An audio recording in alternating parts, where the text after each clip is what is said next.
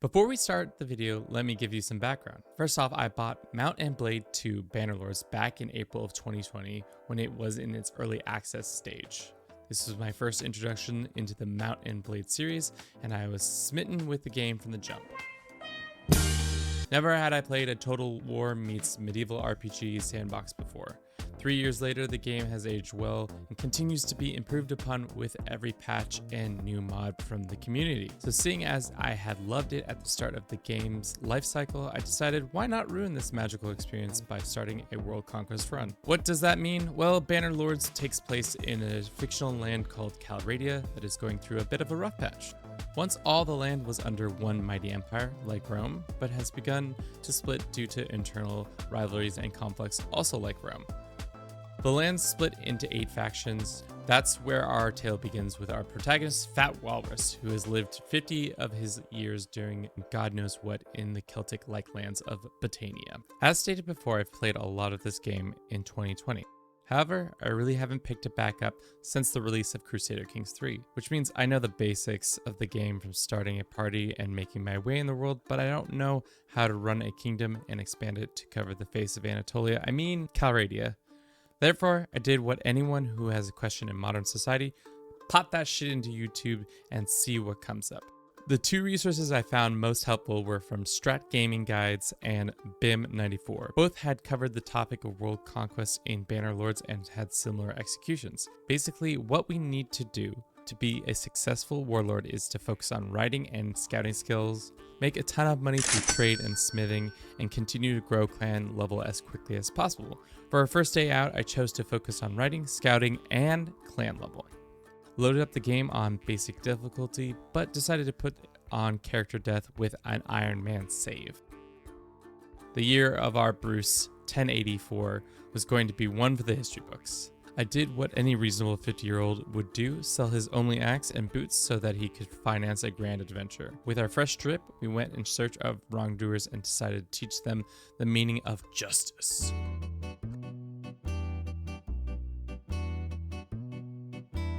After killing groups of mountain, sea, and normal raiders in and around their homes, it was time for Fat Walrus to move to warmer climates so that we could really start cooking. This is a strategy that can quickly give you resources and renown. Wandering into the desert, hoping that bandits think you are a tasty little snack, which you are of course. Fight them and then profit. Rinse, repeat until you reach clan tier 1. At that point, you become a sellsword, and you can really start raking in the cash, and are known for all the terrible things you're doing to your enemies in the name of money. Which is what we did for the next year until we reached clan tier 3 and a sizable nest egg. The biggest achievement during this period was winning our trusted mount, Hunsfree, the war camel. Truly the optimal beast to hold our girths whilst riding into combat. May Bruce shine on our camel, forever blessing this potent duo. In 1086, it was time for Fat Walrus to get serious. So we went and bent the knee and threw in our lot with the Asterai cause, becoming a vassal of theirs in hopes of trying to expand our influence enough to gain some fiefs of our own. It wasn't long after that the clan decided to give us Legetta, a very hotly contested fief that inevitably was retaken along with Fat Walrus after a famous battle of the Bar,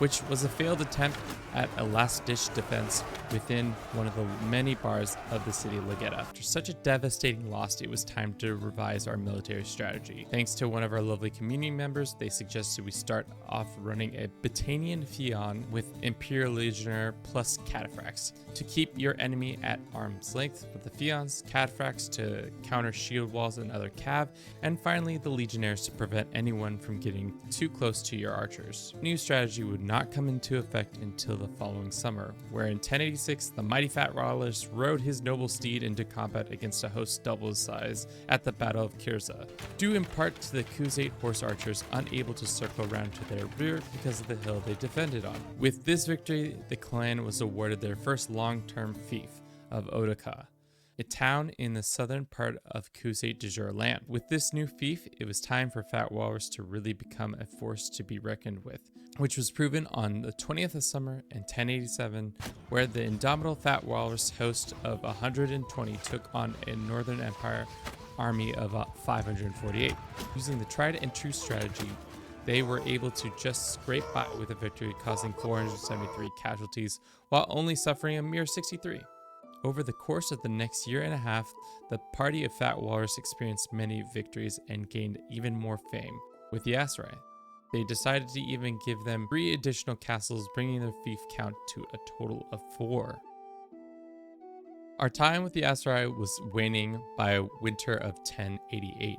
We had reached the appropriate skills in both riding and scouting, which now made it pretty much impossible for any lord to escape our captivity. Why is this important? Well, in Bannerlords, parties are formed by named characters who go around and recruiting soldiers, and then in turn are recruited to an army, which is the main way any sort of land exchanges hands. By not allowing lords to roam the map freely, they cannot make armies, which breaks their offense and defensive capabilities. With Clan Tier 5 on the horizon, it now made sense to start thinking of our exit strategy to start our new kingdom. The only concern I had was that we had yet to figure out the elusive smithing recipe that would pay the big bucks.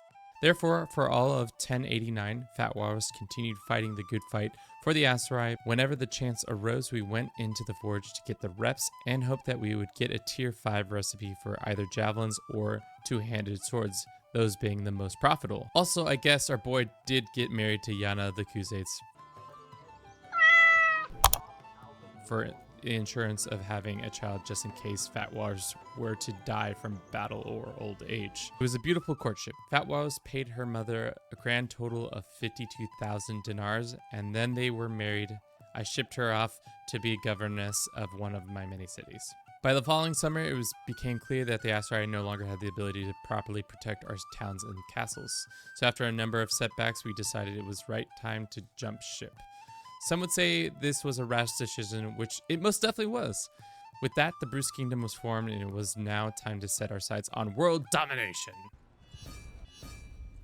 Wait, why is everyone declaring war on us? We can't handle all these wars. We need to pay tribute to get out of these. Oh shit, now we're almost paying 11,000 a day in tribute. But what happens if you go into massive amounts of debt? Here's where the dark days of the kingdom begin. Day after day, paying our enemies more and more to stave off invasion, but gaining more and more debt. It became nearly impossible to keep any army going because at any time we sold anything, it was put towards our ever-growing debt at the end of each day. So we only had a finite amount of time to use that money to upgrade our troops and buy provisions and supplies. But finally, after nearly 2 hours of trying to pull myself out of this massive amount of debt, which was about 1,000,000 dinars, the solution to all our debt problems was answered by the mighty javelin. If it does sell, then we're happy. If it doesn't, then we are happy. Oh, we have it. By the mighty javelin that could be sold for 10,000 dinars each. It's autumn of 1092, and the kingdom's debt problem is fixed. Well, sort of. Still paying mass amounts in tribute, but finally able to hold on to some cash. After our break from war, it was time to set our sights on one of the debt collectors, the Khuzaits. Before we settled the books with the horse lords, we promoted one of the long-term companions to start their own clan. It was time to put together the strat of capturing all of the noble class of the Khuzaits, which we did time and time again until we had about 24 of their people captured and were able to threaten one of the prominent cities of Chikandi? Damn, I fucking don't know how to pronounce 80% of these names, so it doesn't matter. Chikandi. Somehow, our meager force was able to keep an army of 670 locked up in their settlement long enough for them to run out of food. With that settlement in hand, in autumn of 1092, we were taking our fledgling steps towards world domination. For the next 3 years, we kept the strategy of capturing lords and rebuffing any new challengers to our lands. We were slowly starting to move into a regional power that could hold its own against any of our neighbors. The town of Makeb and surrounding castles were under our control, which in turn left the Khuzaits only with one castle left to their name. Thereafter, it was time to implement phase 2 of our grand strategy. Phase 2, Fat Walrus the Recruiter. As I've stated before, the game puts a lot of importance on nobles. They are the lifeblood of a kingdom's armies. So seeing as we only have a handful of our own, it would be great if we could get more. That's where our charm skill and a whole bunch of money comes into play. Our first chance came when we tried to woo Beg, away from his nearly landless Khuzait brethren. With honey words and bags of gold, he was the first of many clans to realize that the mighty girth of the fat walrus can be an oasis in the desert, a safe harbor from the storm, the warm hut in the blizzard, aka we got land and we need friends. Going into the 5th day of streaming, it became clear that we really needed to ramp up the number of clans we had in the kingdom. Most of the other factions had a minimum of 8 clans, who then probably had 1 to 10 members. Thus, we find our most thick walrus outside the city of Agaron on a diplomatic mission in the summer of 1097 to court some of the Northern Empire clans away from the sinking ship that is their kingdom. However, as it soon becomes more and more common, they declared war on us. Landless, so they're going to be the battle outside the walls of Agaron was swift and decisive, with most of the soldiers who survived the battle saying it was by far one of the prettiest sunsets they'd ever had the pleasure to fight under. However, the North would have their revenge by taking Mekeb and also thumping the host of the Walrus at the Battle of Big Bridge. Side note, most historians thought there was a big bridge because in the overworld there is this massive bridge spanning this lake, but first-hand accounts have it that the battle must have taken place miles away. Fat Walrus decided to sue for peace and continue to focus on rivals such as the Aserai and Sturgias, taking city of Altakand in 1098, which in turn fell to rebels, prompting another siege. Yet that wasn't the only victory that happened that winter. Yata the Khuzaits joins his clan to the Bruce banner. Phase 2 of the plan was advancing with each year passing. We were gaining more strength to the kingdom. Captured Asios of the Northern Kingdom and showered him and Akron I4 and several mercenary companies in gold. In this fashion, we were able to end the 5th day with 9 clans, bringing our total strength to nearly 6,000. We essentially had replaced the Khuzaits as the easternmost faction.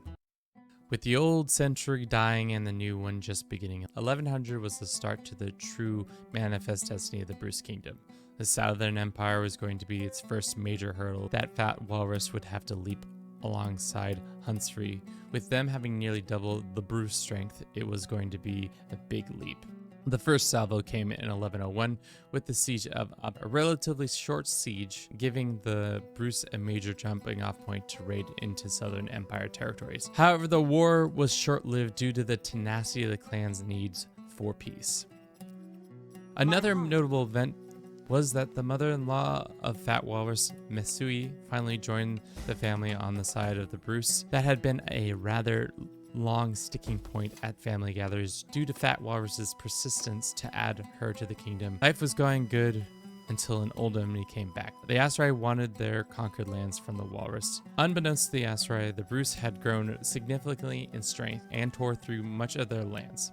By the following spring, Razia was in the flippers of the Bruce, and the spring after that, in 1103, Kasira fell. Seeing the writing on the wall, the Aserai quickly sued for peace before being smashed against the Valandians on one side and the Bruce on the other.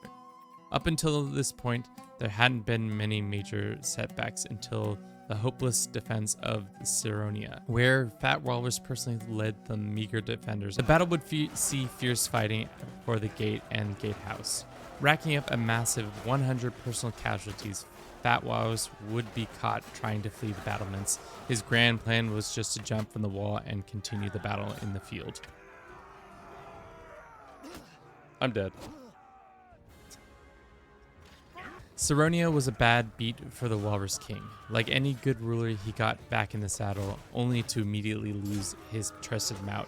Hunsrey, the steed that was blessed by Saint Bruce himself. You just have to say that you're fine when you're not really fine. Camel that could not be beat, had supported the king for the last time. After the battle, Fat Walrus wept openly. The dynamic duo had been halved, and the enemies of the kingdom would pay for their actions. Winter of 1104 saw the conquest of Faikano, Mzia, and a recapture of Sironia. The Southern Empire would never be the same, dwindling from a kingdom to a city-state in a mere 4 years' time. Once vengeance had been exacted on the south, it was time to finish off the Aserai once and for all. In the summer of 1105, the siege of Askar marked the beginning of the end for them. Gone were the days where the Bruce army was only a small band. the true end didn't happen till the fall of Sinala, where once again the overwhelming force of the walrus horde took the last town from the Aserai. Never would they rise higher than a castle fief again. Both the Aserai and the Southern Empire were in shambles. It was finally time to turn our attention to the last great foe, the Vlandians. Up until this point, they had been the other great power on the map, expanding from west to east, much the same as Fat Walrus from east to west. Finally, the walrus and the lion would face off to see who truly would be the ruler of Calradia. The siege of Ortia was the first major contest against these two mighty behemoths. As will become tradition, the walrus smacked the lion across its maw, killing or capturing 1,200 Vlandians and then quickly taking the city by the end of 1106. The next big clash came again at Ortia, where the Bruce forces were besieged by their Vlandian foes. Fat Walrus himself took over command of the defenses. All was well until he took a full-on hit to the face from an enemy projectile, somehow only being wounded from that assault. Thankfully, the defenders held on and dispatched the Vlandian host. 1106 was a good year for the Bruce Kingdom, taking Charas and the surrounding castles, which led to a temporary peace deal with the Vlandian menace. Things were really starting to snowball for the Walrus and his kingdom. Enemy after enemy had been brought low. Town after town, castle after castle was captured and integrated, but still there were more foes to fight. For example, the Western Empire faction had supplanted the other two Empire factions and ruled much of Middle Calradia. It became clear that the Bruce Kingdom had arrived as the true emperor of these lands. Once you're at the top, there are far more enemies than friends. This would mark the period known as the Perpetual War that would last until unification. At no point during this period was there any peace, and usually war was happening with at least 4 or more factions. Look no further to when Jamaris was retaken for the 4th time in spring 1110, but a mere 10 days later was being threatened by a Sturgian force from the north, quickly dispatched but taking Fat Walrus away from other more pressing matters. The years of non-stop conflict culminated in the Battle of Svenry village, where Fat Walrus found himself trying desperately to fight off a band of 27, only to be defeated and sent on a forced vacation in the prisons of Sionan. While in prison, Fat Walrus had thought back on his victories. The Vlandians had been uprooted, the Western Empire was on the ropes, Batanians had been thrashed by other factions, which left only one faction whole, the Sturgians. But before Fat Walrus could put an end to them, he was needed to venture south once more due to the Aserai resurgence at the castle of Bari Hall. Battle took place in the middle of the desert, and the Aserai forces outnumbered the Fat Walrus ones 2-1. But the clever Walrus decided to neuter the Aserai formidable cavalry by placing all of his forces atop a mountain outcrop. The battle was fierce, but in the end, it was a Bruce victory. All the south under Walrus control, it was time to focus on putting a stop to any faction owning a town. You see, dear viewer, towns are like nobles. They are the lifeblood of a faction. From 1112 to 1118, the final crusade raged, where Fat Walrus and his son, Cadogan, went from town to town, forcibly taking the last riches and powers from their enemies. One notable event during this time of pure carnage was the passage of Yana. Yana died of old age! Oh wow, good thing we went to see my wife. Though their marriage was mostly a political arrangement, it did sadden him for the years he had missed out on spending time at home with her and their son. Fat Walrus, now in 81, has spent most of his twilight years cleaving his way through Calradia, which is exactly what he wanted all those years ago. He was at a loss to what he would do once the war was over. Maybe he would settle down in the east and raise a camel in honor of Saint Hunsfrey. The last city to fall was Dythma, which only had a meager force to put down, and by the following year of 1119, the last castle was conquered, making spring 1119 the Great Unification Day, or Fat Walrus Day. And that's the tale of Fat Walrus's conquest of Calradia. Took us 35 in-game years, 63 hours to complete another world conquest. Thank you to everyone who tuned into the stream and watched the highlight videos of each day. Thank you to Strat Gaming Guides and BIM94, and thank you to the great cartographer Zamnesis for the amazing map that we used throughout the video. If you enjoyed this video, please consider subscribing to the channel and let us know what other games we should attempt a world conquest in. As always, have a good rest of your day. Ciao.